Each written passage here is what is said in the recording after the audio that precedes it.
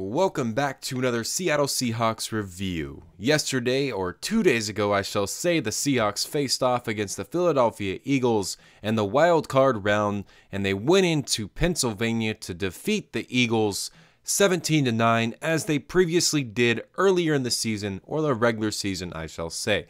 I just want to say a quick side note, I do apologize for this one coming out a little bit later than usual. I just got off work. It's midnight right now. This should be out Tuesday at some point. I do apologize, but let's get into the review of this football game. Man, this was a really, really good game. It was a good battle by the Seahawks, a good way for Seattle to get some momentum building into hopefully beating the Packers next week, but we shall see how that goes. I just want to say one thing real quick to address a quick moment that happened in the first quarter with Jadeveon Clowney and Carson Wentz. So, this football game was probably decided in this play that happened early on in the first quarter, very early in the game. Unfortunately, it was a bang-bang play between Jadeveon Clowney and Carson Wentz. Unfortunately, Clowney went helmet to helmet with Carson Wentz. He hits the ground, his head hits the ground, and it just made me very, very sad to see that. I felt so bad for Carson Wentz to see him go down after the injuries he battled that Super Bowl season, to see him not play.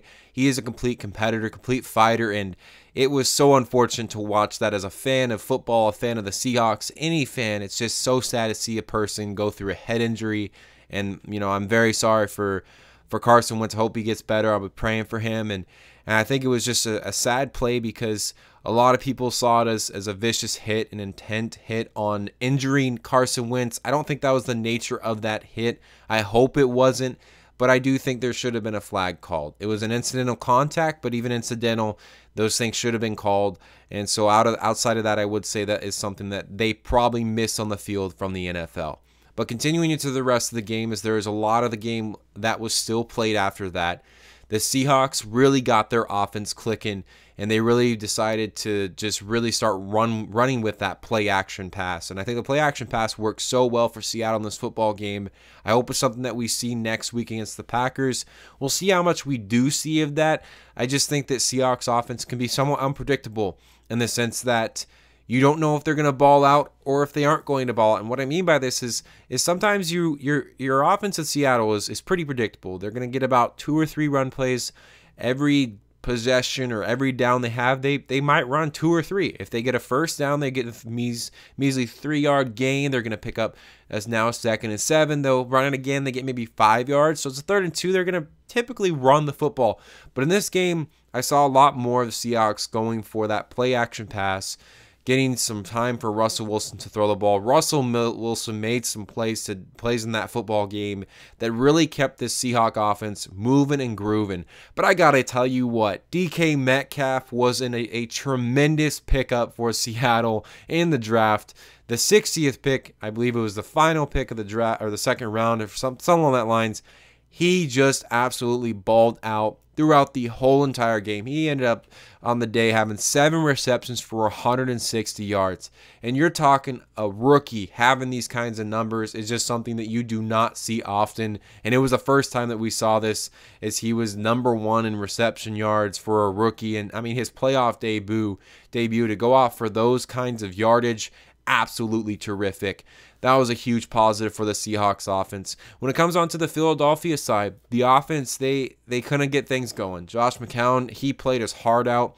He definitely tried and tried and tried. And what I mean by they couldn't get things going, they couldn't get that finishing sequence.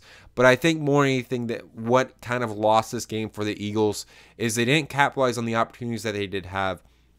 There was a point in the game where they could have kicked a field goal and been down by 5 points. Instead, they went for it on 4th down.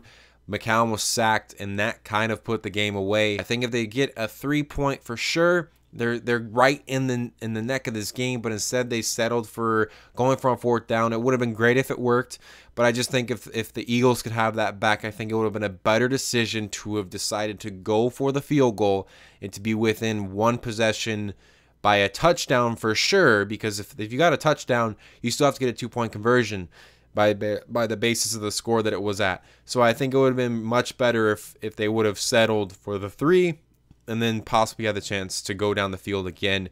But unfortunately, they did not. I think overall, though, the Seahawks played a good game of football. One thing I want to see in the next game is I want to see less big plays. Josh McCown was having a good game in the sense of he was able to run around a lot. He had a lot of time in that pocket, and I hope the pass rush can be a little bit better, even though they had 7 sacks. And I know that stats can, and so a different avenue of where I'm going with this, but I just think sometimes stats do lie. I know that there was 7 sacks in this football game, but Josh McCown had time to throw. I think if you watched the football game, you would see numerous moments where Josh McCown was able to get outside of the pocket or even running in for close to a first down. He definitely got banged up, don't get me wrong, but at the same time, I think it's going to be much more beneficial for Seattle to get that quarterback down, or their corners tighten up a little bit more coverage, because there's some good plays that were made, but they didn't break. That's the thing, is Seattle's defense is one of those defenses that does not break. They bend and they bend and they bend and they bend and they bend. I could say it 100 more times, but they don't break. So that's good. But man, I just don't even want to see them bend, because sometimes if they allow the plays that they allowed in this football game, if they allow that against the Green Bay Packers, they're going to have a rough time winning that football game. And the reason why is because you got an amazing offense there on the Green Bay Packers, in the sense of Aaron Rodgers. He's always going to be amazing. You got Aaron Jones. You got Devontae Adams. You got some ballers on that offense that can make some big plays. You can't afford to give up too many big plays, and I think they gave up a few in this game that could have been a lot better. Penalties were definitely some of an issue for the defense as well, and the offense. I mean, it was definitely not the greatest game of football, but at the end of the day, what matters is the Seahawks picked up a victory. And at the end of the day, in any football game, if you win the football game, it does not matter if you had 100 penalties, 10 penalties, if you threw 7 touchdowns, 3 interceptions, whatever your stats do not matter as long as you pick up that win at the end of the day. And that's what the Seattle Seahawks did. So it was a good game of football in the sense that they won. Are there areas to move forward and do better in? 100%. And there are going to have to be areas that are going to be fixed for the game against the Packers. But I think it should be a good football game. And I think it's going to be a close one. I don't think it's going to be anywhere near a blowout. Obviously, these are 2 playoff teams, 2 good caliber teams. Russell Wilson has, ultimately, if you take Russell Wilson off of the Seahawks, they are not 11-5. They are not in the playoffs. And I simply think that Russell Wilson has been the most valuable player in the NFL in the sense of what he means to a team, but obviously Lamar Jackson, he has obviously played to a level that is so amazing that he's definitely won the MVP. But when it comes to most valuable, who's been most important to their team, had it not been for a guy like Russell Wilson, they're not where they're at.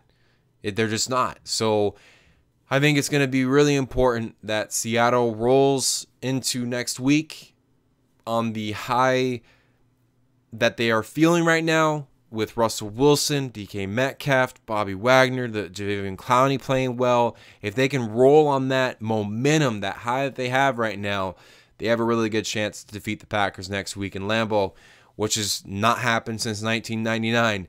But we shall see the chances.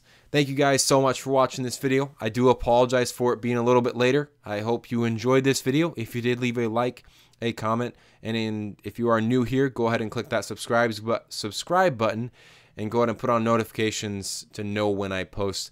I apologize if I was a little bit over the place. It is midnight, so please give me some grace there. But I hope you guys have a blessed week, and I shall see you in the next one.